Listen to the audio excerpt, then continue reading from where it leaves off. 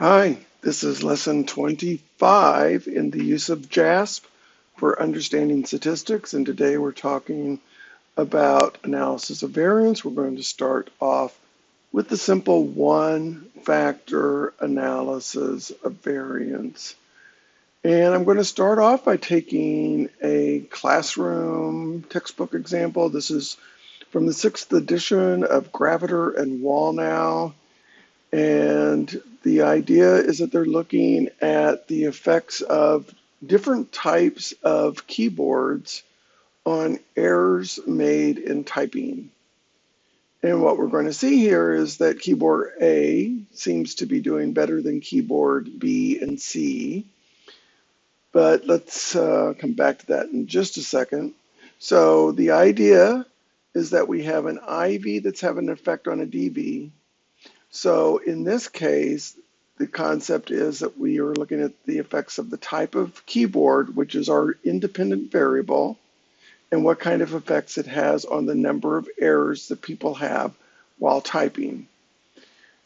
The way that a class that I would teach this in my statistics class, where students are expected to do the computations, is that I would first represent the independent variable being the different types of groups.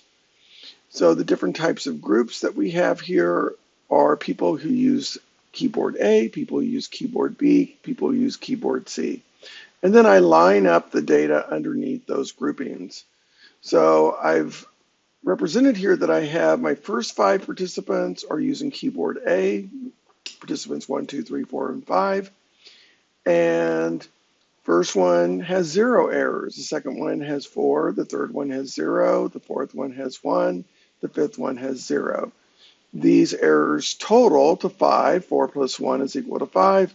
And the average, given that you have 5 participants, is a total of 5 divided by 5, giving you a mean of 1. For keyboard 2, the performance is not so great. Notice that I have 5 different participants. Their IDs are 6, 7, 8, 9, and 10, different than the 1, 2, 3, 4, and 5. So this is not a repeated measures t-test. It's 5 different participants, and when they use keyboard B, they get 6, 8, 5, 4, and 2 errors, which have a mean of 5. And then there's 5 more, numbered 11 through 15, that get errors in terms of 6 errors, 5 errors, 9, 4, and 6. Those total to 30. The mean is 6. Okay. This is the layout that instructors use. It's very natural for teaching the computations. The way things get rearranged on a computer is that you take the different groups and you arrange them all in one column. The ID of the participants all in usually the first column, and then the performances on the DV, the number of errors, in another column. So you can see that I've taken these 5 numbers, placed them here, I've color-coded it. These 5 numbers in green over here, these 5 numbers in blue over here. And my own preference for, you can in JASP use the letters A, B, and C. I always prefer to use numbers.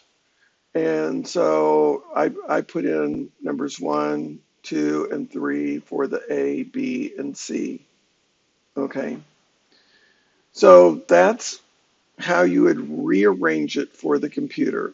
Now what I'm going to do is I'm going to open up JASP and I'm going to put in these numbers into JASP. So open, now let's go to new. And for new, this allows me to start putting in columns. And I can repeat what I have here by going participant 1, 2, 3, 4, 5, 6, 7, 8, 9, 10, 11, 12, 13, 14, 15. There's my ID. The keyboard Keyboard A, I'm going to designate with a 1. There's 5 people that are assigned to that condition, so I put in 1 5 times. 2 in the second, 5 in the second condition, which is condition number 2, or group number 2. And then 5 in the last grouping. Finally, my DVs is 0, 4, 0, 1, 0, 6, 8, 5, 4, 2, 6, 5, 9, 4, and 6. Okay. I have the numbers from Excel over here. Let's click on these column titles, and the first column is ID. And usually I would leave everything scale myself, but I know what I'm doing. Just to be clear about that, we're actually treating it as a nominal variable. I mean, the fifth participant isn't 5 units in any meaningful way above the first unit, or 4 units above that. So technically it's a nominal variable. I'm going to go over to 2. And this is keyboard. You could also call it condition. Keyboard is good. It's 8 digits. I like to keep my variable names less than 8 or less. It technically is a nominal variable. And then column 3, click on that. And the name there is, I'm going to go ahead and go num errors for number of errors. And it is a scaled variable, and this is important. Let me go ahead and click on that. Click there to say I don't need that window anymore. Apply, and now everything is set up. And I'm going to save that data.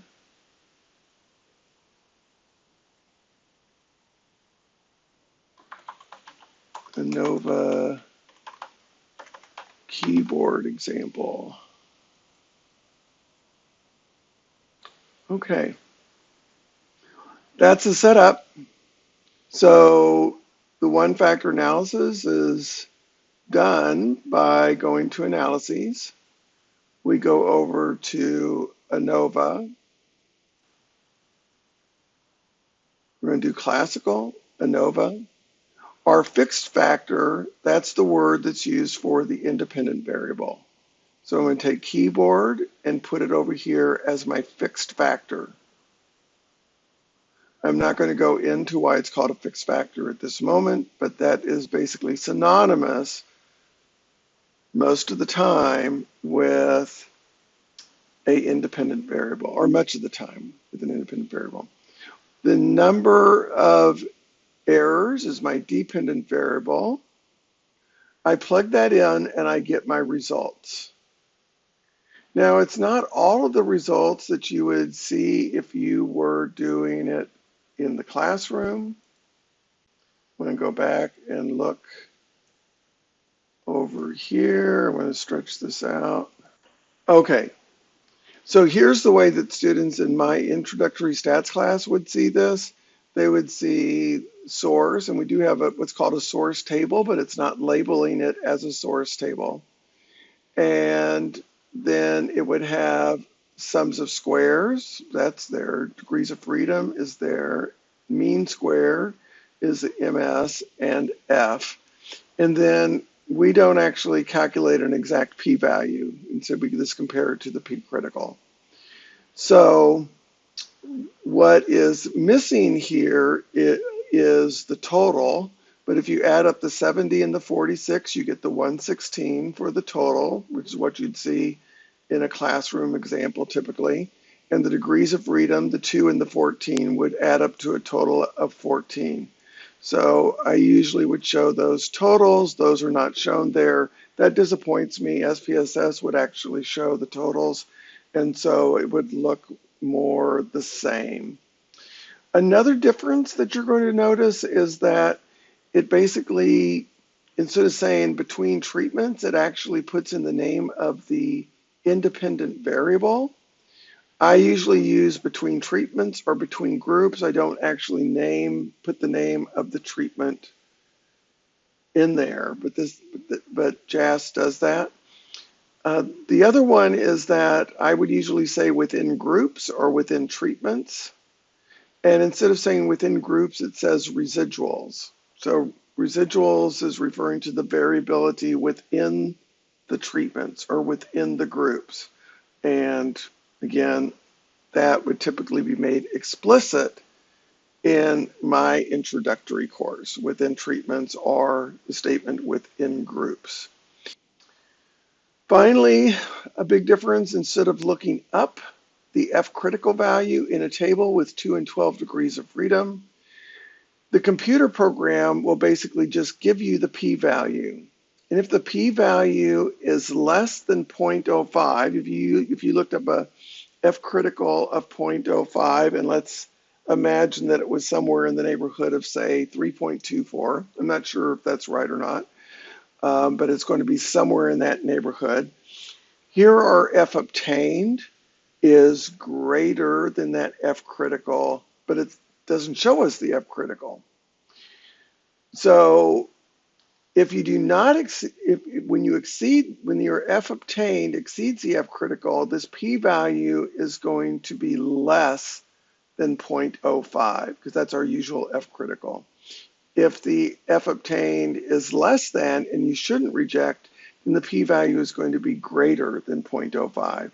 So if the p-value was 0.06 or 0.10 or 0.2, then you would not reject the null hypothesis. But since it's 0.004, it's basically saying that there is a 0.004 chance of a type 1 error. We want it to be less than 0.05, and it is, so we judge it to be significant. Okay. Let's display the descriptive statistics. So if you go over here on the left and you want descriptive statistics, go ahead and display those, and it shows the means. It shows how many people you have in any group, in every group, which is 5. It shows the means of 1, 5, and 6 for the 3 different groups, as was on my first page. Then it shows the standard deviations for each of the groups descriptively. They're all around 2, which is good. You kind of want them to be similar standard deviations. It divides those standard deviations by the square root of n to give a standard error, an approximate standard error. So you're seeing that. And I'm not going to pay attention to the coefficient of variation. It also tells us we can get estimates of the effect size. And what I teach in my undergraduate class is eta squared. And the eta squared here is 0.603. There's also an omega squared, which is different than coefficient omega in measurement and factor analysis. The omega squared is generally fairly well aligned with the eta squared, but it tends to be smaller. It's actually more accurate in this kind of case, to tell you the truth, but I'm not going to get into those details. Both of them are basically saying that we have a very strong effect size, and I use eta squared. Okay, those are the basics that a student would learn in my class, but if the F-test is significant, they would also need to go ahead and do post-hoc test to basically answer, so we know that there's a difference in these means, the 1, 5, and 6, but we don't know for sure exactly where the difference is. The post-hoc test is designed to tell us that. So if we go to post-hoc test and put in keyboard,